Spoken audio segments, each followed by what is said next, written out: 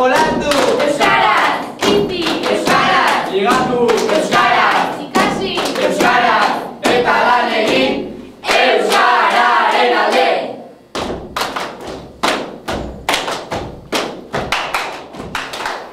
Amets bat esku artean, beldurrak ezkutatuta. 16. mendean aurkikuntza ugari egin ziren eta Europa ametsetan bizi zen. Baina bada esperantza, dena ez dago galduta. Zer ote zegoen itsaso ez ezagun hartan? Munduaren beste aldean, Asia eta Amerika artean ozeano barea dago, behin eta berriro zeharkatzen saiatu ziren eta alferrik. Ordiziar batek egin zuen aurkikuntza handienetariko bat. Bai, Andres Urdaneta izango da itzulbidea aurkituko duena. Ordura arte eginiko bidairik luzeena. Erdiaran izurriteak, gerrak eta goseak jaun eta jabe egiten ziren nonahi eta noiz nahi. 16. mendean, gaitz hauek neurri batean lasaitu egin ziren. Demografia hazi egin zen, eta horrekin batera, garapen ekonomikoa eta aurrerapen intelektuala ere bai.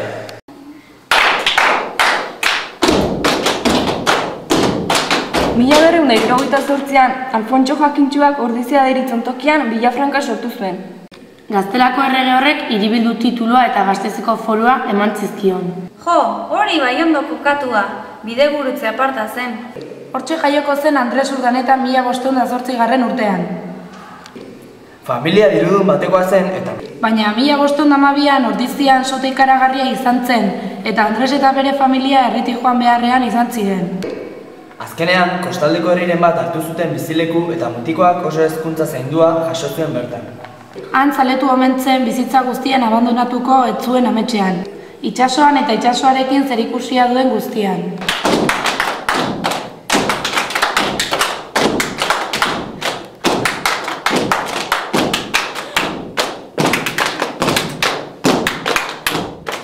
Mila 1525an Urdanetak 17 urte zituen, eta Elkanoren laguntzaile izan zen Jofre de Loaisaren ontzidian. Re dio, hori duk sortea, ikastola etortzea baino hobea. Ez pentsa, espedizio hura zorigaiztokoa izan zen. Oztopo bat bestearen atzetik navigazioan, indigenak etxai, portugaldarrak arerio. 10 urte pasaziren Urdaneta penintsulara itzuli baino lehen. Bai, arrazai duzu, denbora asko xamar etxetik kanpo. Portugaldarrekin itun egin ondoren, 1526an lortu zen Lisboara itzultzea, mendebaldeko bidetik beti egin ohi zuten bezala. Berak idatzitako zenbait dokumentu baliotsu zituen gainean, bidaiaren nondik norakoa kontatuz, baina portugaldarrek irrekisatu egin zitizkioten. Urdanetaren ustean, Asiatik Ameriketara itzultzeko bide motza eta egokiago bat bazen, baina hantxe geratu ziren bere paper guztiak Lisboan. Hala, hori da aurpegia! Bueno! Portugaldarrek hasertze den Urdanetarekin, urtauetan geratu gabeko borrokan ibili baitzen beraien aurka. Orduan, alperrikako lana egin zuen Urdanetak, berriro nora ezean? Ez! Urdanetaren oroimena etzen nolanahikoa eta bidaiaren nondik norakoa berregitea lortu zuen, Carlos Enperadoreari aurkeztua izateko. Berehala antolatuko zuten hurrengo espedizioa, ez? Ez, eskerrak eman zizkioten Urdanetari eta Kito, Ameriketara joateko proposamen interesgarria jaso zuen eta Urdanetak onartu egin zuen. Baina orduan, noiz aurkitu zuen bere bide famatu hori? Oraintxe esango dizut. 1574ko azaroan Navidad portutik abiatu zen, Mexikotik, eta hilabete batzuk Filipinetan pasa ondoren, 1575ko urrian Acapulcora itzuli zen, itzulbidaia edo Urdanetaren bidaia erabiliz.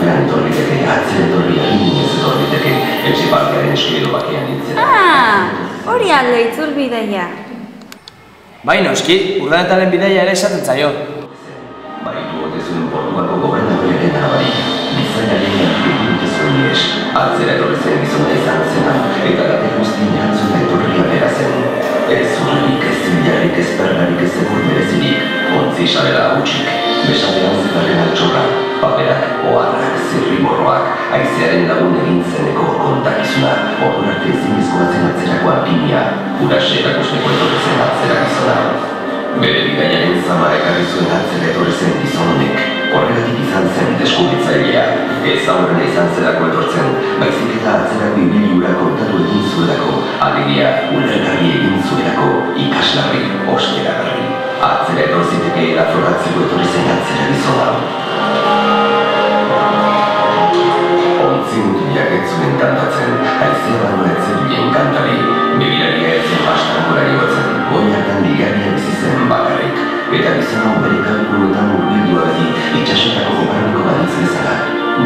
berri batekin etorri zen atzera etorria garritu zuen atzera etorri zen gizon honek.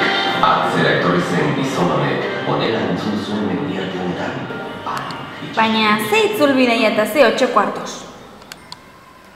Itzulbideia edo urdanetaren bidea Asiatik Ameriketarainoko bideia da.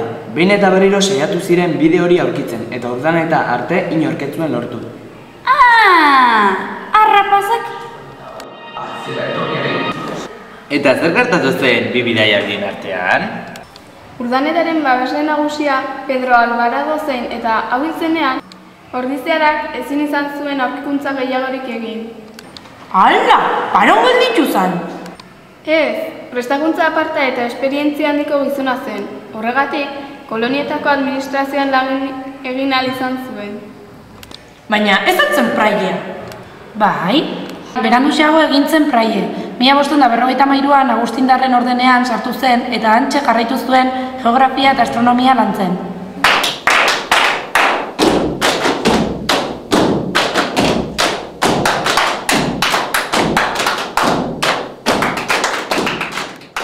Ari ziren.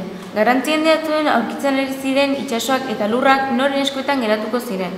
Horrela, aita santuak babestuta hitzarmenak sinatu zituzten eta horietako bat Tordesillas-koa izan zen, Espainia eta Portugalen arteko muga fusilak marraztuz.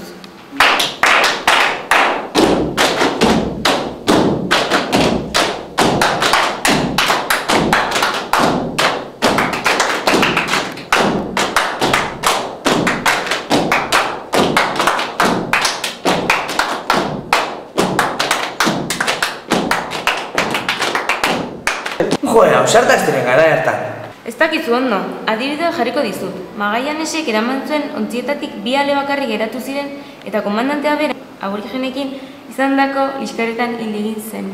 Hala! Elkanok hartu zuen bere ordea eta Victoria itsasontzia ekarri zuen penintsularaino bueltan. Itzulbideia erabili zuen? Ez, oraindik aurkitu gabe zegoen. Beti egiten zuten bezala itzuli ziren, mendebaldeko itsasbidetik. Horrela osatu zen munduari emandako lehenengo bida. 3 urteken 14 egin. 14.960 lagoa. 18 tripulatzaile bakarrik itzuli ziren ontzi hartan, bizirik iraun zuten guztiak. Elkanoren ontzidia erdi deseginik iritsi zen, baina espezia ugariz betea zetorren, hiltzea batez ere. Hau kargamentu baliotsua zen erregearen altxortegirako, 25.000 dukat, eta horrela suspertu zuten espezia bila joateko grina. A Coruñan ere, espezien kontratazio etxea sortua zen, Sevillakotik bereiz. Helburu horrekin, Galiziako portuan 7 ontzik osatutako flota berria prestatu zuten, García Jofre de Loaisaren agindupean. Bertan zijoa zen Elkano, pilotu nagusi eta Urdaneta, beste euskaldun askoren artean. Bidai honek ere gorabehera ugari izan zituen eta Loaisa, Elkano eta agintari gehienak hil egin ziren. Itsasaldian, hainbat hilabete eman ondoren, Santa Maria de la Victoria ontzi kapitaina bakarrik kendu zen, Moluketara 1526ko udazkenean. Gainera, bizirik iritsi ziren 105 tripulatzaileak portugesekin liskarrean aritu beharrean izan ziren, eta ontzian galdu zutenez, bertan geratu beharrean izan ziren. Erreskatera etorriko zen balizko espedizio baten zain. Atzera etortzea zer eta nola esana izan zuen. Bere garaiko gizona izan zen Andres Urdaneta hau, izarren biratak, ni itxasotako marinera.